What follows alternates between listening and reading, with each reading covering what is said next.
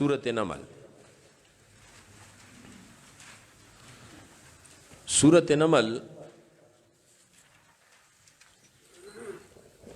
दा दौर ज़माना दे दा मुतवस्सित दौर के नाजिल दा से दरमियाना द मके एक मकी सूरत।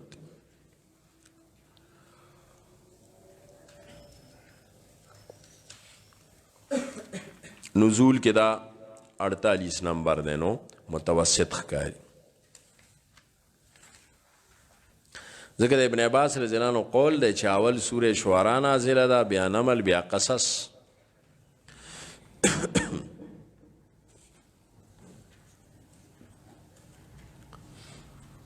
ददी सूरत दावा सदा मकसद और दावे दी सूरत के असल की द इस्लामी नजरिया और द मादी नजरिए फ़र्क और इम्तियाज़ और द इस्लामी निज़ाम और द गैर इस्लामी निज़ाम मंस के फ़र्क और इम्तियाज़। सूरह फुरक़ान की मुवेलियू कने द इस्लाम खुसूसियात के उदाद जैसे कई हक पहचान द्वेम द हक मनल नो द्रेम द बातिल शऊर इम्तियाज़ और फ़र्क नाल तक आम उसूल खोल दस चे फ़र्क बपकी और ज़्याद न ज़्यादा बागी बतौर मिसाल द अफराद व द अखलाक व फ़र्क व ख़ेव इबादुर रहमान व इबादुर शैतान दल तद इम्तियाज़ द सदे द नज़रिया व द निज़ाम चे यो मादी नज़रिया द मादा परस्तो सूरह काफ की चिपेरत शयो नन सबा सूख दी मादा परस मगरिब दे करना कमिज़म दे मेटेरियलिज़म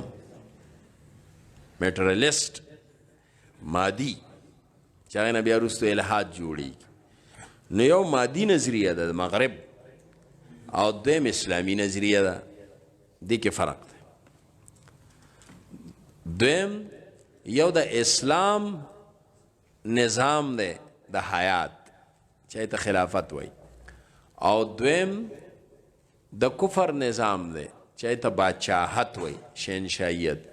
दी द्वारों के मसे दे फ़र्क नो द नज़रिया और द निज़ाम फ़र्क दी सूरत के खे इस्लाम नज़रिया और दारंग दा मादी नज़रिया दगरंग द इस्लाम निज़ाम और दारंग दा कुफर निज़ाम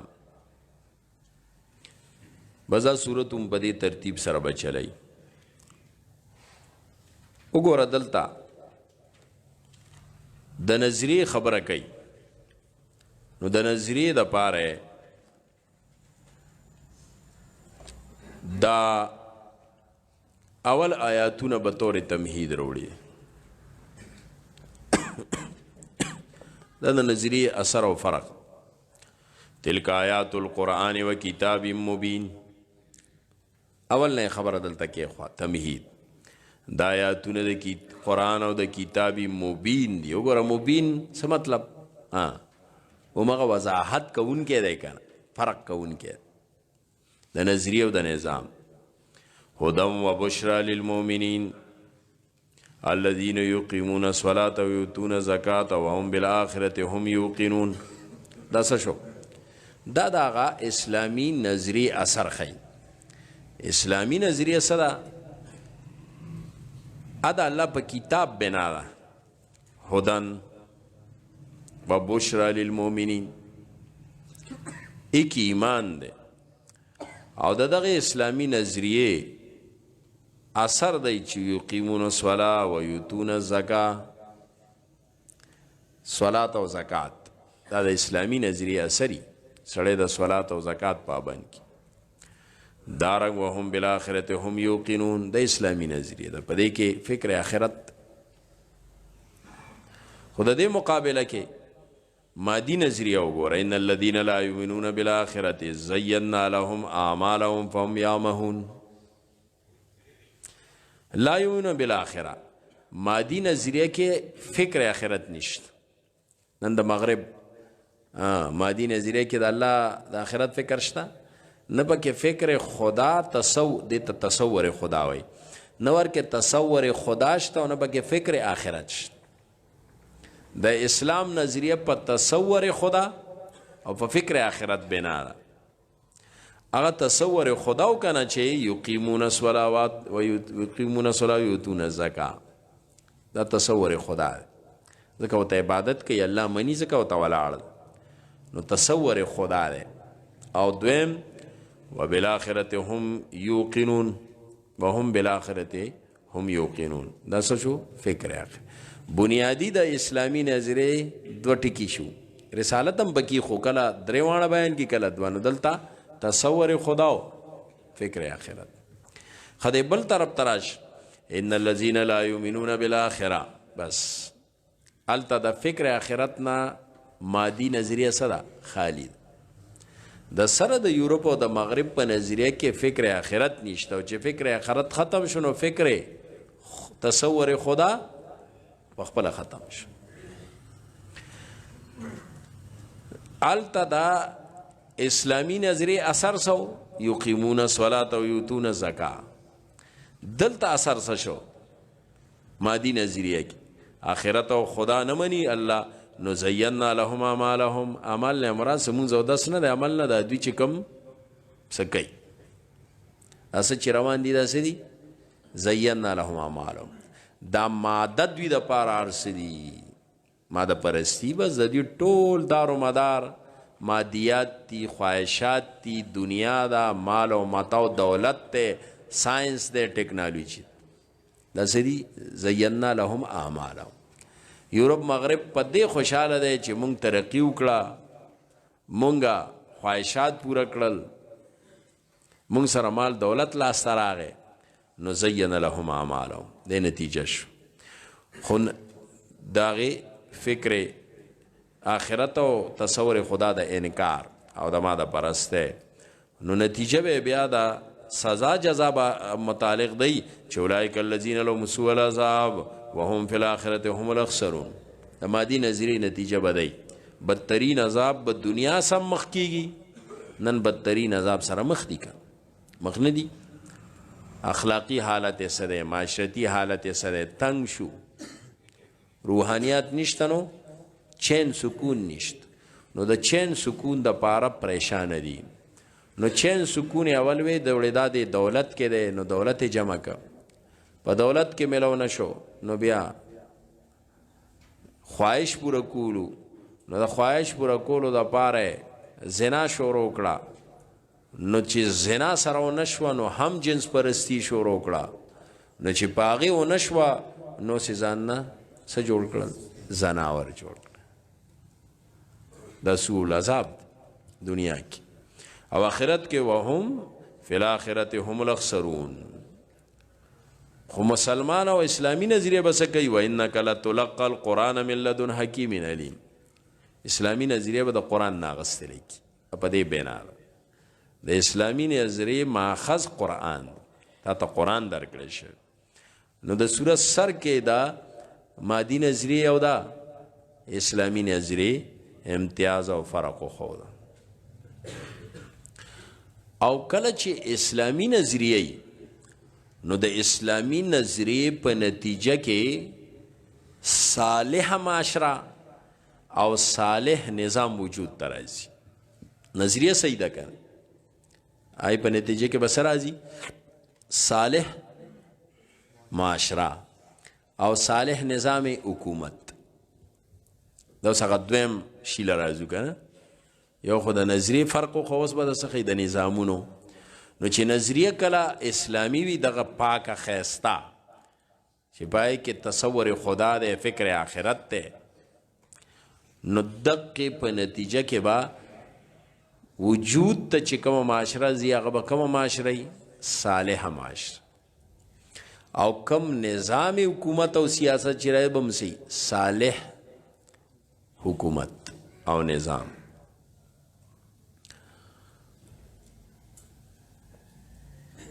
او د مادي نظری نتیجه بسی ابا صالح معاشره نه بد معاشره او بد نظام د ماده د نظری په نتیجه کې معاشره بم بدی او نظام بم بدی.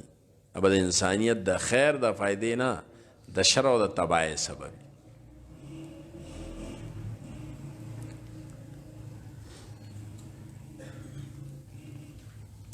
اوس په دې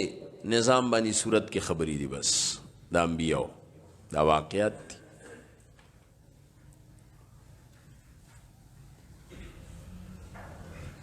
د موسی علیہ السلام واقع وی د داود او سلیمان علیہ السلام واقع بیانوي.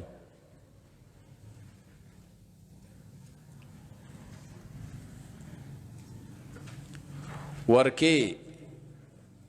د بلقیس او هدهد واقع وی ورکه د میږي واقع راغلی دا نملې دا واقعات دي. دا ټول اصل کې د دغه اسلامی نظام حیات نظام او دارنګ دا غیر اسلامی فرق دا پاره دي دا واقعات. وګور اول موسی علیہ السلام د دې اسلامی نظریه په بنیاد باندې یو صالحه معاشره قائمول غسل په دې نظریه باندې سړی څه کوي بیا دا نظریه بنیادی شی دی خو لیکن دې نظریه پسې بیا رسوسی نظام قائمول غواړي. موسی علیہ السلام چې کوم اسلامی نظریه پیش کولا نو داغه مقصد یو صالح معاشره قائمولو. خدای مقابله کې داغه ټکر چا سر راغلیو د یو مادي نظریه او داغه زمانه بدترین نظام سره فرعونیانو سره. موسی علیہ السلام واقع دی لراله.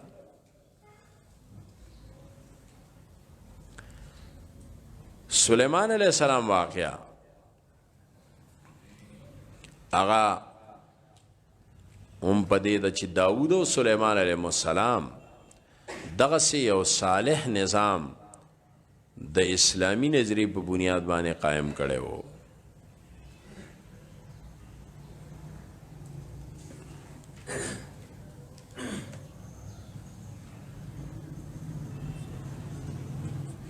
وګوره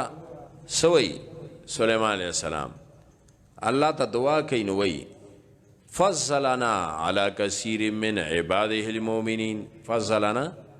على كثير من عباده المؤمنين الله را باندې فضل کړي. فضلنا سیندی سے ویدل ته مراد ده حکومت نظام او حکومت. الله تعالی بهترین صالح نظام را کړي.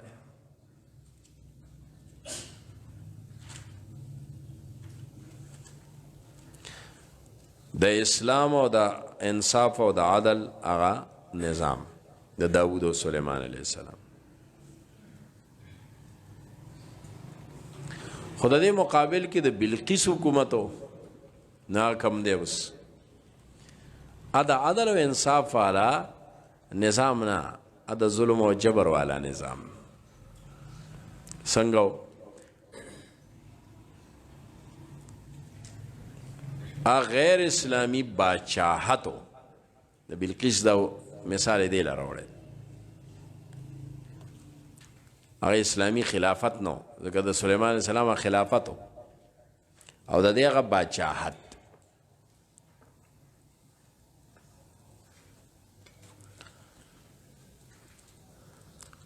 چې هغې کې وګوره یو څو خبرې دي. اوله خبره شرک او حاکمیت د غیر الله. شرک او حاکمیت د غیر الله دی پکې. باطل نظام اخپل وی هدهد وجدتها وقومها يسجدون للشمس وزين لهم الشیطان داغا باطل نظام ای بنیاد پس ده شرک و حاکمیت د غیر وجدتها وقومها يسجدون للشمس شرک د باطل نظام یو نخا علامه دی چې هغه کې شرکی دارنګ د غیر حاکمیتی پکې نو حاکم اعلی دغلته څوک و بلقیس وکنه انا وی انی وجدت امراتن تملکهم اپی حکومت کوي باچهی کوي حاکمیت د دیو و زین لهم الشیطان دویم دا شو چې باطل نظام شیطانی نظامی زین لهم الشیطان درم دا غیر اسلامی نظام د فساد او د ظلم نظامی دیکھیں فسادی ظلمی اخپل نوی ان الملوک اذا دخلوا قریتا افسدوها وجعلوا اعزت اهلها اذلا ده پالیسی ده نو باچیان سے چل گئی اے ان الملوکا ملوک سو کی اسلامی باچیان خو غیر اسلامی دا د باطل غیر اسلامی نظام والا د باچهانو او د شهنشاهګانو دا کاری اذا دخلوا قرية په یو وطن کلی ورش نو افسدوها فساد پیلو کی وجعلوا عزت اهلها ذلا عزتمن ذلیل کی دے کار الکدا کار اسلام کوي ولیدی چې جهادو کی او ملکونی سی وغا حکومت ار سوالا ختم کی دا شهنشاهی نظام کی دا اسلامی کی نہیں اسلام سے چل گئی اغا فساد دا پارا ملکونه نه نیسی ادا عزتمنو ذلیل کولو دا پارا چه ده ملک نه نیسی بلکه اغا خلق د بیزتین عزت تراوستو دا پاری چه بل ظالمانه نظام ده اوی سے چل کرده ده وجعلوا عزت اهلها اذلہ اسلام ورشی اغا جبر ظلم نظام ختم کیا خلق واپس عزت پانے کے نہیں اسلام کې دی دوی کار فساد دی او د اسلام جهاد اسی فساد ختمول او امن راوسته دا فرق د دې آیات په مطلب به ان شاء الله اوس پوي شي مخکې به مزین کې د اشکالو چې دا خو مسلمانان هم کوي نه کوي عامو کنه نو دا سیندی سوی دا د ملوکو خبره کوي دا غیر اسلامی نظام والا آیا دی د ملوکو کار دا دی چاغي فساد او عزتمن ذلیل کول اسلام تاریخ وګوره عدی ابن حاتم د عیسایانو د یو علاقې سردار دی بادشاہ دی جهاد شو خو چې کله راغه سره کې خو عدی ابن حاتم له پیغمبر ډېر لوی عزت او مقام ورک بی عزت ہے که عزتمن ہے عزتمن ہے اکرما د ابو جهل زوی دی اول تختیدل او چراغ له مقام ولا ورک تاسو سیرت وګور تاسو پته ولې چې سونه لوی مقامات دوی لور کړي عزت ورکړو نو عزتمن کړي بی عزت کړي نو هغه بی عزت کړي چې مقابله نه پرې خوا بس خو بیا باغیونو باغی علاج دی چې با ختمول غواړي فساد پځه الحمدلله د نبی علیہ السلام نه والا تر دې ټولو خلافتونو کې کو حکمران ار رنگ ده عملی طور کمزوریا نشتا پدې ځان پویوي زمون په دې خلفاو کې عملی کمزورې ذاتی شراغلی دي ښا په دې ځان پویوي مدودی سے پدې نه ده پوي شوی ناغه ټولو درز ورکړې ملوکیت ته او دا دی واغ دي نه سیستم چې کوم کنه د اسلام انا د متاثر شوی هیڅ دور کې مای د حجاج ابن یوسف غونته ظالم کم راغله ده نو ظلم کړي ده صحابه هم شهیدان کړي دي تابعین خو سیستم نه ده متاثر شو سیستم عمره دا درې نظامونه هر دور کې عمره درې سالور سیاسی نظام اسلامی چلی ده تا چرته پکې کتلی چې جمهوریت پکې راغلی نه اسلامی نظام دارنګ عدالت نظام قرآن سنت معاشی نظام اسلامی دارنګ معاشرتی نظام ومغه کلچر او تهذیب نه ده متاثر شي نو خبره ده چې فساد نه ده اصلاح ده اسلام دوی چې راغلي دي فساد یې جوړ کړی دی د ملک نظامونه خراب کړي دي ظلم زیاتی شروع کړي بهرحال نو دا د غیر اسلامی نظام حال شرک ده حاکمیت د غیر دارنګ شیطانی نظام ده زین لهم الشیطان دارنګ ظلم و فساد ان الملوک اذا دخلوا قريه نو افسدوها وجعلوا عزت اهلها اذل او دوی سکړي دي دی خلکو دوی چې کلم زمون په نظامونو راغلي دي کاغه بغداد ته راغلي دي هم غیر اسلامی نظام د تاتاریانو دارنګ کاغه اندلس ته راغلي دي نو زمون عزتمن او کاغه خلافت عثماني اخر وخت راغلي انګريز پر راغلي دي نو زمون هغه خلفا عزتمن خلک داسې بې عزته کړي دي چې هغې ته د قبر ځای نه دی میلو شوی داسې زمونږ تاریخ کې بني که جنگ کې مقابله کې راغلي ټیک ده هغه خو بیا بې عزتي ده لکه ابو جهل وغیره دي یا روستو خدا ده چې لکه جنگ کې نه دی او نیولې شوی دی نو اسلام ول اعزاز ورکړی عزت یې ورکړی مقام یې ورکړی چرته اسلام تاریخ دا نشي ښولی او د دې ټول تاریخ په دغه باندې ډک دی چې دې ټول عمر عزتمن بې عزته کړي هغه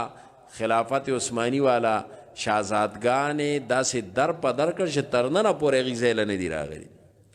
دا د مغل سلطنت چې ختم شو تاریخ لیکلی دي چې داسې سلوک یې د مغل خاندان سره وکړ چې بادر شاه ظفر غریب یې هلته جیل کې روز کمړ شه بوډا خلیفه زامن یې ولا حلال کړل او دلته چې څومره د مغل خاندان شهزادګانو نو تاریخ لیکلی دی چې هغه غریبانانو بیا د انګریز په دور کې په دهلی کې خیرات سوال غوسته داسې حالت ته راوست نو جعلوا عزت اهلها اذل د دې کای دې مونږ ته وښیي چې د دې نظامونو باندې مونږ کله ورغلي وو هغه ځای کې امن خوشحالي راغلی ده او دا هغه ځای خلکو کمو عزتمنو د هغوی د دین او مذهب او هغوی کله مقابله نه ده کړې نو اسلام هغوی له که اسلام یې نم دی راوړی نو عزتونه یې ورکړي دي مراعات یې ورکړي دي کورونه یې ورکړي دي سب ضرورتونه مونږ پوره کوو ای د عزت زندگی ورکړی د ذلت نه ده ورکړی اسلام ته چې راشي خبره ختمه اسلام ته که نم دی راغلی او مقابله نه کړې بس عزتمن طالبه مراعات می طالب وظیفه می طالب کور می طالب ارشی بے عزته والا زندگی نه دا ورک اسلام د اصول لري د حکمرانه دا چې کوم الله وای دا بلخیس خبره کوي نو دا د مسلمانانو نظام نه یادای دا د چا دی د ملوکو خلافت نه شنشایت کې دا کار ان الملوک په دې یا تاسو خپوي شو ان شاء الله او مخکې ذهن کې او والله ولم په خولې وی یا نه وي خدا خبره ذهن کې چې دا خو اسلام هم کوي نه کوي نه دا د ملوکو خبره کوي ان الملوک شاهنشاهي نظام کې دا کار د اسلامي کې نه دی دا د دوی کاري چې چرته هم راغلي دی ماشي لوټ که سوټ ماشي لوټ یې کړی دی لوټونه دلته کړي هسې لوټونه یې کړي دي چې حد نه زیات دی دارنګ د سیاسی غلبې نه بعد معزز حکمران طبقه ذلیل او رسوا کړی ده دا همیشه د سامراجي نظام او طاغوتي نظام کاری ما ته دا مثالونه وي اندلس دلته دا چې د مغل دارنګ خلافت عثماني والا او دونه د بیزته سلوک چې د هغوی هغه لباس د هغه روایات ته هم په سپک نظر کتلی دي زموږ دین او شریعت کې څه دي چې دغه مذهبي ځای به محفوظي او د هغوی د دیني مذهبي شعار به هم بېعزتي نه کېږي اسلام کې خدا دی د شاعرو ته هم څه نه وی ته به یې نه خپلی ته به لکه دای شعار خپلی نه خداوی د شعار به خیال ساتلی کی ځکه دا و اسلامي نظام کې څه چې کم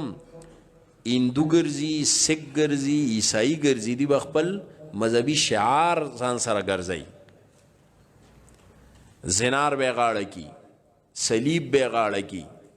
چې پته لګي دا غیر مسلم دی نو یو خو به د غیر مسلم او د مسلم پته لګي او دویم د دغه شعار د وجې نه به دته څه نه ویلي کېږي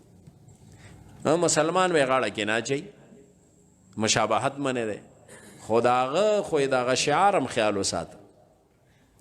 حالانکه صلیب څه شی و دا خو د عیسی علیه السلام د پانسۍ نه خوا کنه غلطه عقیده ده خو هغه ته وی غاړه کې واچوه چې ته پته لګي چې ته څوک یې نو د شعار هم خیال ساتي اسلام خدا دین او مذهب او دوی داسې وکړل چې د اسلام شاعر هم بې عزته کړل جومات بې عزته کی مدرسه بې عزته کی ما وی هغه عزتمنو خلکو چې کم روایات و لباس و هغه هم بې عزته کړ خیال دی انګریز څه چلو که د مغل حکمرانانو د باچیانو لباسو څه لباس به هغوی غوسته هغوی به پټکی بخلی او شیروانی به یې چولې وه شیروانی نه غټو دا او پټکی دې ظالمانو څه وکړل په بری صغیر کې چې هغه د مغل هغه لباس یې چاته واغوست خبر یې تاسو ګورئ د ملک کې داسې نمایه غټ غټې اوټلې هغه بیرني بیره پیژنې چې ګیټ خلکو د کلاوی بندی هغه بیرو ته د مغل بادشاهانو هغه لباس واغوست د ذلیله کولو دپاره ما په خبره ما په خیال پوه نه شو چېرته م لیدلي دي چا لیدلي دا بعضې رسټورنټ دي اوس هم دي غریبانه نه دي پوه په دې شي خو دا انګریز د وخت نه دا انګریز خپلو رسټورنټو کې بیره نه بیره دروازه چې کلاوی ولاړي چې ویلکم وی هغه ته پټکې داسې او شیروانی کنی چرته بیا نظر کوئ خو داسې خال خال به میلاویږي پخوا ډېر اوس خو مغربي کلچر راغی نو هغه شی ورو ختم که دا هغوی کړي اوس هم بعضې هوټلو والا په دې نه دي پوه دا عثمانیه رسټورنټ دی ما څو ځله عثماني رسټورنټ کې دا لیدلي دي هغه بیره ته هغه والا څه دی شملې والا هغه په سر کړي شیرواني ورته اچوي دا د مغل لباسو چاته یې واچ بیره ته او نوکر ته یې واچ د بې عزته کولو دپاره ټیپو سلطان لوی د بهادرۍ او د شجاعت او د حریت او د آزادۍ لوی علامه ده په بری صغیر کې انګریز سره وجنګېد خو لکه سر یې کېنښو شهادت یې ورکړ او دی ویلي چې شیر کی ایک روزہ زندگی گیدڑ کی 100 سالہ زندگی سے بہتر ہے او قول دنیا دا پارا معیار جوړ شو هغه شهید که نو هغه سره یې څه وکړل هغه ټیپو سلطان ټیپو نوم یې په چا کې خو سپي باندې سپي ته به یې څه وایي ټیپو اوس هم دا خلک سپي ته څه وایي ټیپو وایي دا دي جعلوا اعزت اهلها اذل داسې ګنده ذهن دی د دې مغرب او دومره ذلیل خلک دي چې دوی عزتمن څه کوي داسې طریقو سره بې عزته کوي څونه یې وسو شي یعنی هغه نومونه او هغه لباس روایات هم وله ذلیله کي دا د دې باطل نظامونو د دې شی نظامونو کار او بل ما دې صورت کې د هدهد واقع ده د بلقیس نو دا دراصل دا غیر اسلامی نظام دا پار راوړل شي البته په دې صورت کې د میګو تذکره راغلی ده میګي د سلیمان علیه السلام د واقع په ضمن کې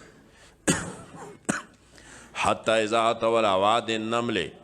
قالت نملة یا ایها النمل ادخلوا مساکنکم لا يحتمنكم سليمان وجنوده وهم لا يشعرون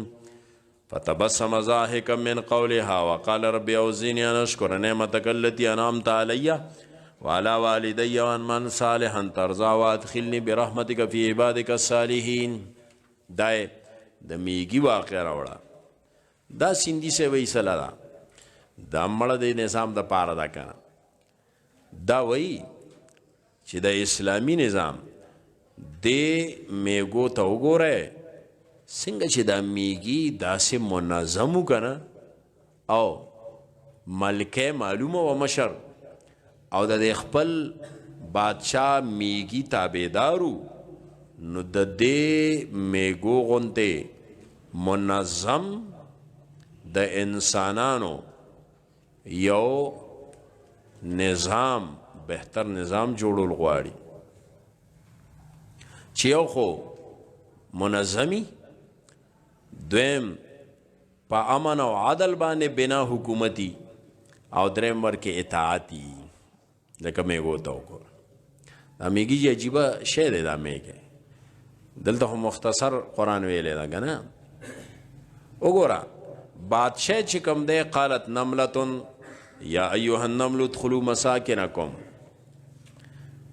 دین نظم هم معلومیږي د دوی د میګو ډېر عجیبه نظم دی. یو میږي به یو ځای کې څه شوي ویني که نه ټول ورپسې قطار رواني دی باندې حیات الحیوان وګوره د میګو عجیبه دنیا ده. نظم یې څنګه دی زندگی څنګه ده د میږي مثال هسې نه دی. ښه بیا وګوره پکې نظم هم دی او ورکې اطاعت امیر و مشر هم دی. یعنی که اسلامی حکمران او خلیفه راغی نو دقسې به بیا د هغې اطاعت هم به کوي. لکه د میږو غوندې څنګه چې میږي د خپل مشر تابع او بل دا چې هغه حکمران به څنګه مشر امیر او حکمران ابا د خپل رعیت او ما تحت سی خیر خوی. وګوره نملې سوې یا ایها النمل ادخلوا مساکنکم ځان غم نه کوو دی نه وی چې مړه ځان بچ کر وکوی که په خپو د لاندې کېږي نه د ځان سره د رعیت غم کوي. اسلامي نظام کې دی او اسلامي حاکم به داسي او مغربي او غیر اسلامي کې څه دي او رعیت ته تباه شي خو چې زه خشم.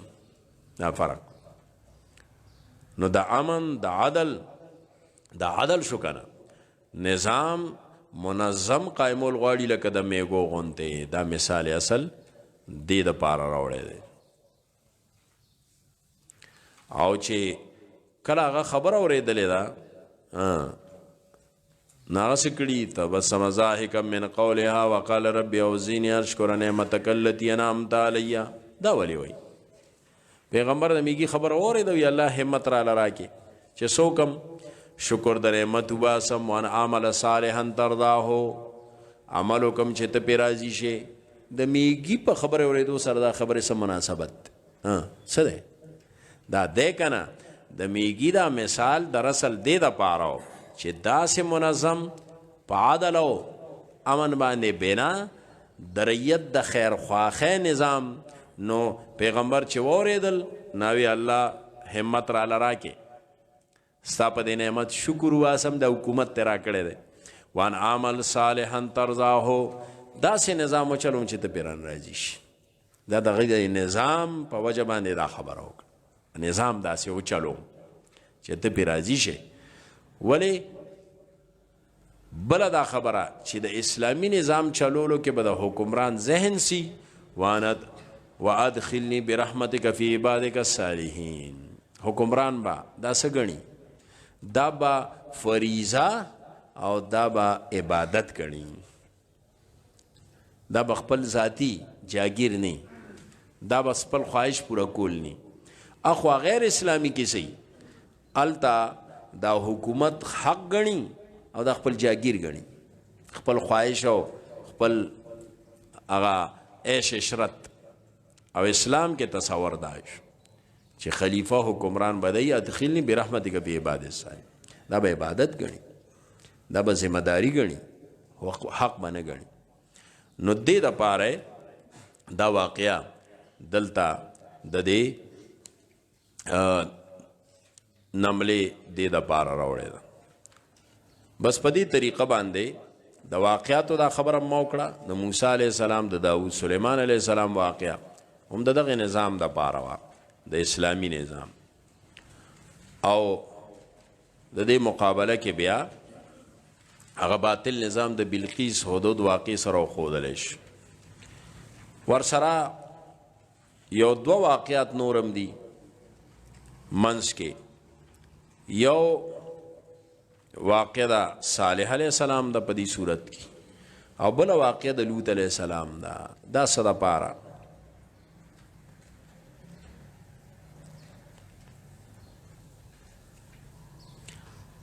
صالح علیہ السلام واقع راوړی ده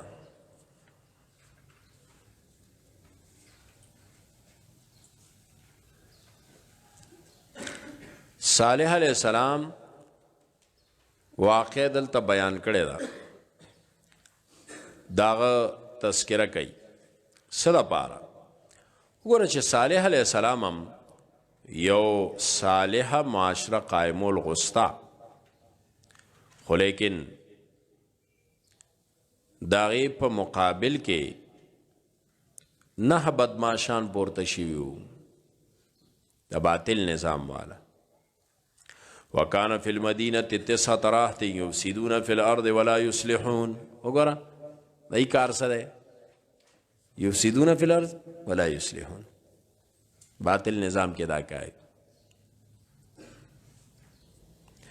گویا کې د په واقع کې خی چې د نظام ظلم سیاسی ټوله د نظام ظلم د غیر اسلامی نظام سیاسی ټوله دی وکانه فی المدینه 9 رهط د سیاسی ټوله ملکونو کې کنه د سیاسی پارټي ماټي دا ټول د نظام ظلم سری سیاسی ټولی نو معاشره کې کله د حق